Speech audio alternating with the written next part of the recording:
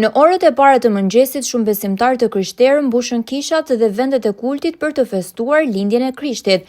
Një ndërto ishte dhe kisha Kryeangjëlli Mikael në fshatin Bubullim, ku zhvillua mesha e shenjtë dhe ndezja simbolike e qirinjve të besimit dhe dashurisë hynore.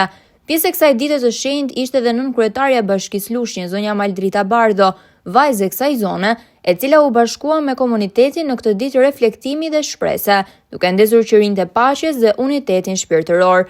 Pas meshës, prifti i kishës dha një mesazh frymëzues për besimtarët, duke theksuar rëndësinë e Krishtlindjes si simbol i dashurisë, faljes dhe ringjalljes së besimit në çdo familje shqiptare. Kjo ngjarje e madhe e Krishtlindjes, ardhja prej së larti, na jep neve sot një mesazh të madh nga zëllimi. Gjithsekush nga ne është i ftuar të bëhet një grazhd më vete. Pra, magët udhëtuan prej së largu për të parë diellin e drejtësisë. Ne sot të diell drejtësie e shohim tek njëri tjetri, duke u sprovuar me njëri tjetrin dhe duke dhënë mesazhin e paqes. Çfarë janë Krishtlindjet në vetvete?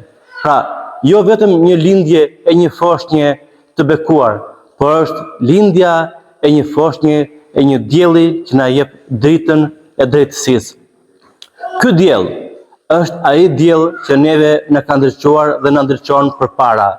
Mesazhi i pastër është i Krishtlindjes. Krishtlindje të bardha dhe të bekuara, miqtë e mi.